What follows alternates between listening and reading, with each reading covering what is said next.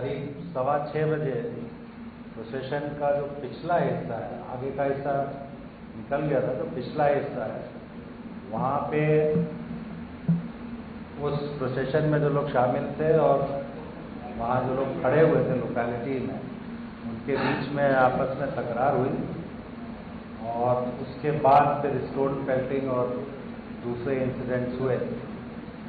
Police का बंदोबस्त procession के साथ था और उस समय जो हमारे अधिकारी थे, इंस्पेक्टर और उनके साथ जो टीम थी, उन्होंने दोनों साइड को अलग करके बीच में पुलिस थी और इन लोगों को कंट्रोल करने की कोशिश की।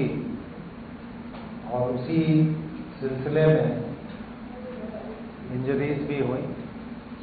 पूरे इंसिडेंट में 9 लोगों को इंजरीज हुई हैं, जिसमें 8 पुलिसकर्मी हैं, पुलिस अधिकारी हैं, 1 सिविलियन है।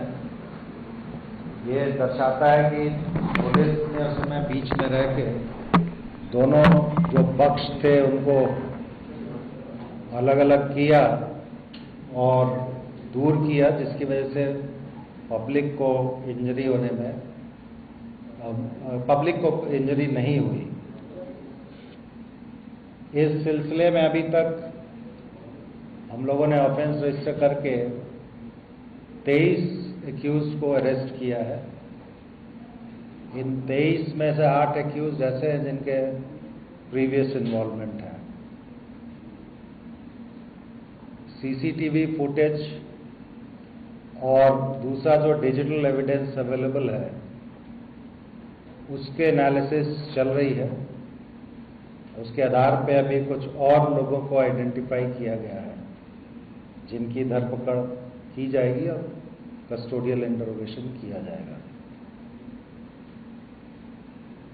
3 फायर आर्म्स सीज किए हैं और 5 सोर्ड्स सीज की गई हैं। ये केस क्राइम ब्रांच को इन्वेस्टिगेशन के लिए सौंप दिया गया है। उसी सिलसिले में आज 4 फॉरेंसिक टीम्स एफएसएल से सीन ऑफ क्राइम का विजिट किया है और सैंपल्स वगैरह कलेक्ट किए गए हैं।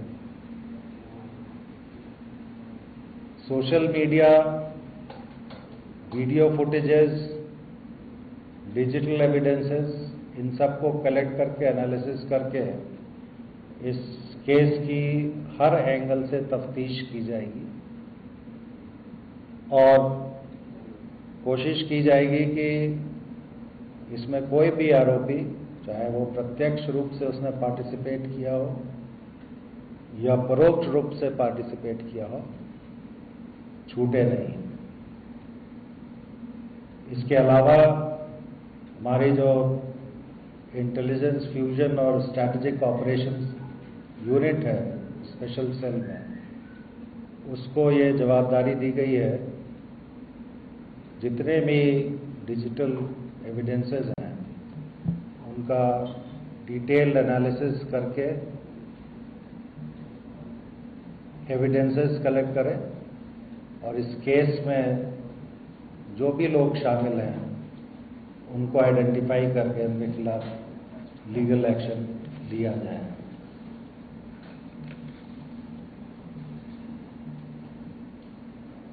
इसमें मैं इस फोरम से आपको बताना चाहूँगा कि इन्वेस्टिगेशन काफ़ी डिटेल्ड होगा, थरो होगा।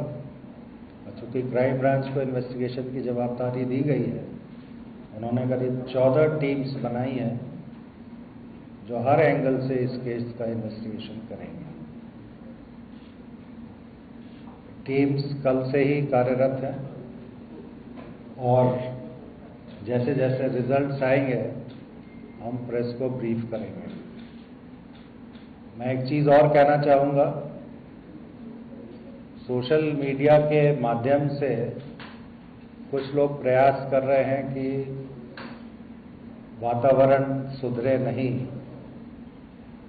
सोशल मीडिया एनालिसिस हमारे यहाँ हो रहा है और अगर ज़रूरत पड़ेगी तो जो लोग गलत इन्फॉर्मेशन, मिस इन्फॉर्मेशन या रॉन्ग इन्फॉर्मेशन फीड कर रहे हैं, जिसकी वजह से वातावरण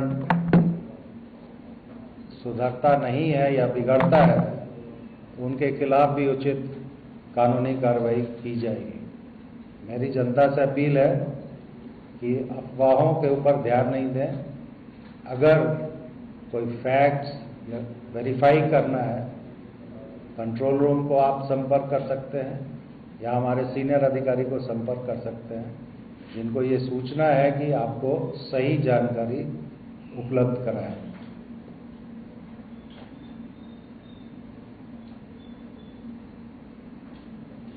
दूसरी बात मैं ये कहना चाहूँगा कि इस इन्वेस्टिगेशन के साथ साथ पुलिस ने पीस कमेटीज या अमन कमेटियाँ कहते हैं, उनकी भी मीटिंग्स की हैं और कोशिश हम लोग ये भी कर रहे हैं कि जो चंद खुराफाती लोग हैं उनकी वजह से आम नागरिक को मुश्किल नहीं हो। पीस कमेटी के माध्यम से भी शहर में खास करके सेंसिटिव एरियाज में शांति स्थापित करने का पूरा प्रयास पुलिस की तरफ से किया जा रहा है। पहले भी पीस कमेटी की मीटिंग्स हुई है, ये इंसिडेंट हुआ उसके पहले भी और अभी भी होती रहेंगी, क्योंकि हमें ये मालूम है कि इस तरह के इंसिडेंट्स में जो शरारती तत्व हैं वही भाग ज़्यादा लेते हैं। आम पब्लिक जो है उसका कोई इंटरेस्ट ऐसे इंसिडेंट्स में नहीं होता है। तो हर एक कम्युनिटी के लीडर्स को संगठित करके डिफरेंट एरियाज़ में ये पीस कमेटी की मीटिंग्स भी हम लोग कर रहे हैं ताकि जल्दी से जल्दी नॉर्मलाइज हो सिचुएशन। सीएपीएफ के एडिशनल फोर्सेस मांग के हमने डिप्लॉय किए हैं।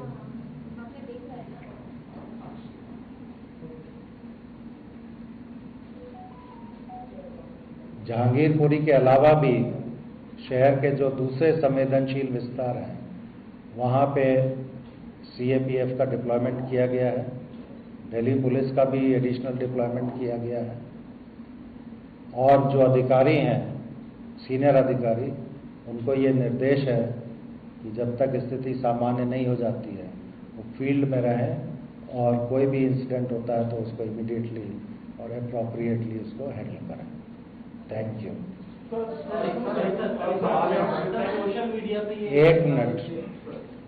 एक मिनट, अगर आपको सवाल पूछना है एक एक करके पूछे। मैं हर एक साथ बोलेंगे तो मेरी समझ में नहीं। आप आपस में ही तय कर लें कौन सवाल पूछेगा। सर, सोशल मीडिया पे काफी सवाल उठ रहे हैं कि दिल्ली पुलिस एक तरफा कार्रवाई कर रही है, सिर्फ जो मुस्लिम समुदाय के लोग हैं उन्हीं को अरेस्ट कर रही है, जबकि हिंसा में दोनों पक्ष की इन्वॉल्वमेंट सामने आ रही है। आपने देखा होगा कि एफआईआर पुलिस की तरफ से रजिस्टर की गई और इसमें इन्वेस्टिगेशन में जो भी पक्ष के विरुद्ध में हमें साक्ष्य लेंगे उनको अरेस्ट किया जाएगा।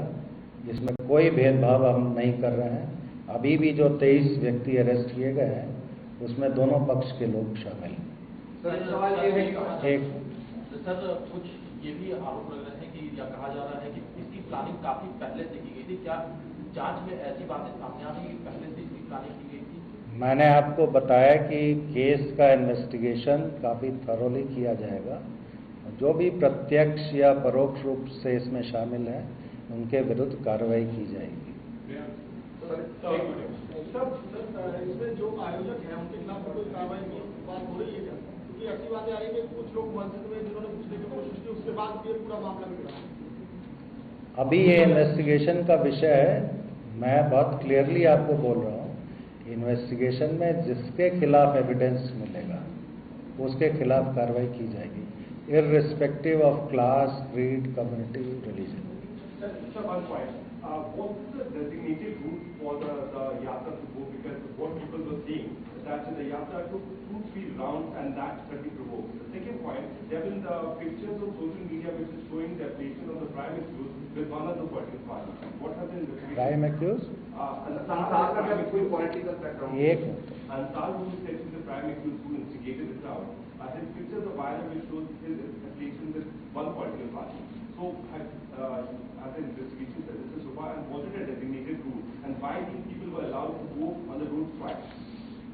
The designated route, which is a traditional route to say, was E block, Jahangirpuri, A1 Motors Mangal Bazar Road, Mahinder Park via BJRM Hospital Road, K block, BC Market, Kaushal Chowk, G block, Mangal Bazar Road, Mahindra Park. Prior to this procession, 2 processions who had been given the permission had completed the procession peacefully.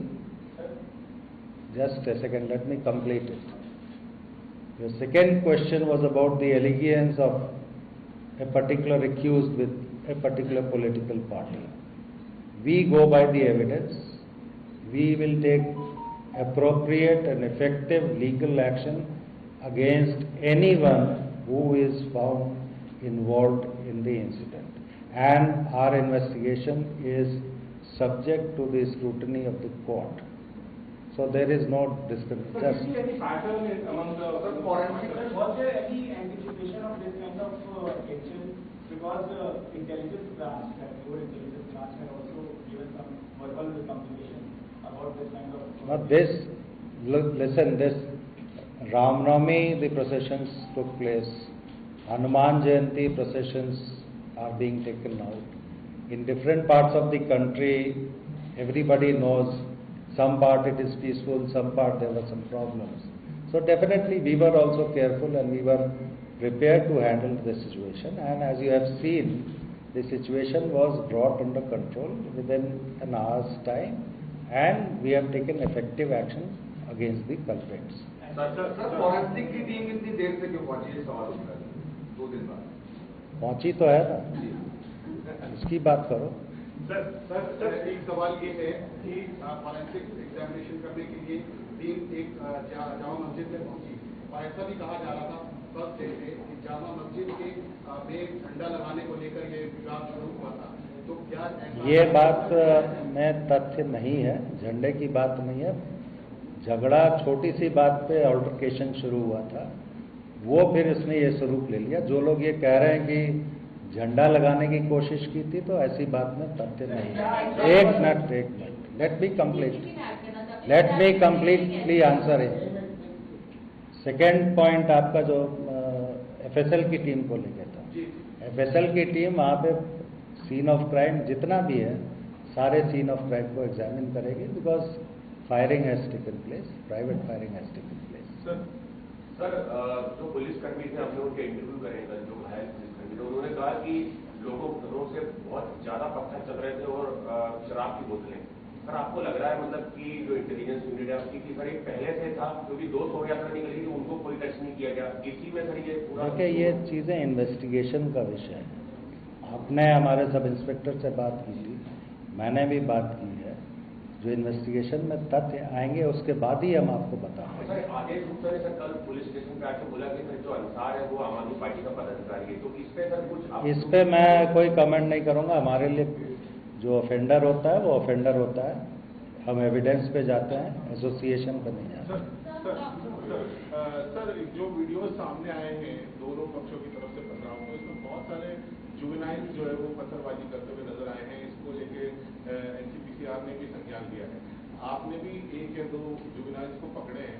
तो इस angle को लेके आप किस तरह से explore करेंगे sir कि जो जुवेनाइल्स की भूमिका है? अभी तो देखिए, जो वीडियो में जो लोग दिखाई दे रहे हैं उनसे पूछताछ होगी, और बच्चे कैसे आए नहीं आए ये इन्वेस्टिगेशन में पता करेंगे। बट जो फैक्ट है वीडियो में, उस चीज़ को इग्नोर नहीं किया जा सकता।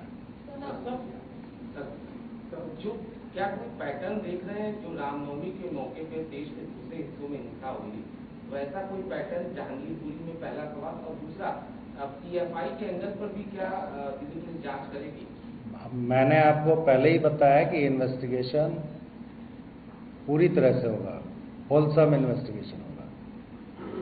प्रीवियस जिस दिन हुआ है उस दिन, अब उसके बाद सब्सिक्वेंट जो कंडक्ट होता है वो सारी चीज़ों को ध्यान में रख के इन्वेस्टिगेशन होगा, और अल्टीमेटली जो चीज़ें कोर्ट में जाती हैं उसके लिए हमें एविडेंस कलेक्ट करना होता है। एविडेंस बेस्ड इन्वेस्टिगेशन होगा, but investigation will be thorough and full.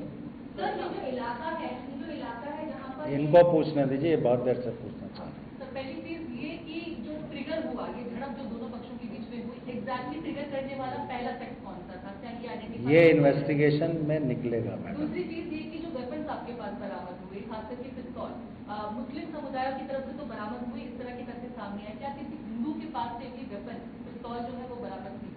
अभी नहीं हुई है, लेकिन जो वीडियो दिखाई दिए गए हैं उसमें लोगों को आइडेंटिफाई किया गया है और उसमें हम लोग आगे कार्रवाई जो कानूनी है करेंगे। सर, कुशल चौक का नाम 2020 के दंगों में भी आया था, वहां पर प्रोटेस्ट किए और एनआरसी के विरोध में लोगों ने वहां पर किया था, और ये स्पेशल सेल की चार्जशीट के अंदर भी है कि वहां से 6 से 7 बसें डेली जाती थी जो कि शाहीनबाग और सीरमपुर की तरफ जाती थी और वहां पर प्रोटेस्ट में लोग हिस्सा लेते थे। तो क्या आप इस तरीके से जोड़ के देख रहे हैं, इस तरह से भी इन्वेस्टिगेशन चल रही है कि 2020 के दंगों में भी यहाँ पर काफी बांग्लादेशी लोग थे, जाते थे, उनको बकायदा कई एक्यूज ने उनसे बात भी की थी? इन्वेस्टिगेशन अभी शुरू हुआ है और मैंने ये कहा इन्वेस्टिगेशन में हर एस्पेक्ट को देखा जाएगा। I think that covers your question. Sir, Rohingyas को लेकर जो बात हो रही है कि उन इलाकों में कुछ रोहिंग्यास भी रहते हैं, there are certain pockets in Delhi जहां पे रोहिंग्यास ऑलरेडी रहते हैं और ये मैटर सुप्रीम कोर्ट में भी चल रहा है, तो उस लिहाज से भी कुछ आप लोग देख रहे हैं? मेरे ख्याल से मैंने ये आंसर कर दिया है। इन्वेस्टिगेशन हर एंगल से होगा, जो एविडेंस आएगा जिसके खिलाफ वो उसके खिलाफ कार्रवाई होगी, बट इन्वेस्टिगेशन का जो स्कोप है वो पूरा है। हर तरह से हम लोग उस चीज़ को इन्वेस्टिगेट करेंगे। एक इम्पोर्टेंट चीज ये जानना चाहते हैं, आप पूछ चुके हैं, इनको पूछ कल आप कुछ घायल जवानों से मिलने के लिए गए थे, और एक उनकी हालत कैसी है? क्या किसी जवान को कुछ ज्यादा भी चोट लगा इंटरनल? जिनको गोली लगी है सब इंस्पेक्टर हैं, उनसे मैं मिलने गया था उनके घर पे और उनकी हालत ठीक है। अभी मेडिकली इंजरी तो है, उनको फ्रैक्चर है हाथ में, गन शॉट वुंड है, otherwise mentally he is all right, motivated है और उन्होंने काफ़ी अच्छा काम किया है। वो बीच में खड़े रह के पब्लिक को अलग करने का काम, वो ऑन द स्पॉट जो डिसीजन होता है ऑफिसर का, that really help in handling the situation. शोभा यात्रा के दौरान एक मिनट, आप पूछ चुके हैं। सब शोभा यात्रा के दौरान पुलिसकर्मियों की क्या कम संख्या एक वजह बनी जो कंट्रोल नहीं कर पाए? कम संख्या नहीं थी जनाब, बंदोबस्त पूरा था और एडिशनल मैन पावर भी इमीडिएटली पहुंच गई थी। हम लोग बंदोबस्त में कोई कमी नहीं थी। सर, जुलूस में जो लोग हथियार लेके चल रहे थे, अब आप एक सवाल एक आदमी पूछा लेगा, जुलूस में जो लोग हथियार लेके चल रहे थे, क्या आप नेगोशिएट करेंगे? सब पे एक्शन होगा। क्या था जो आप बता रहे हैं? मैंने कहा इन्वेस्टिगेशन होने दीजिए, इन्वेस्टिगेशन में ही निकलेगा ना। मैं अभी प्रिजम्पशन पे नहीं, आपको जैसे जानकारी है वैसे मुझे भी जानकारी है। आप मैं आर्ग्यूमेंट मत कीजिए, आप सवाल पूछा उसका जवाब दे दिया आपको। आपका सवाल यह है कि प्रोवोकेशन किस वजह से, उस प्रोवोकेशन को किसने शुरू किया, वो इन्वेस्टिगेशन का विषय है। इस वक्त उसको मैं आपके सामने नहीं बता पाऊंगा क्योंकि अभी इन्वेस्टिगेशन पूरा नहीं हुआ है। But we can tear the right कि झंडा लगाने की कोशिश नहीं हुई। नहीं, वो गलत बात है, ऐसा कुछ नहीं। जानीपुरी में पाबंदी कब तक रहेगी, क्योंकि अभी भी कई लोगों को घरों से नहीं निकलने दिया जा रहा? जब तक सिचुएशन नॉर्मल नहीं होगी तब तक हम पाबंदी को ढीला नहीं कर सकते। और पाबंदी ऐसी नहीं कि लोग बाग रोजमर्रा के काम को नहीं कर सकें। सिक्योरिटी को ध्यान में रख के, सेंसिटिविटी को ध्यान में रख के रेस्ट्रिक्शंस लगाए गए।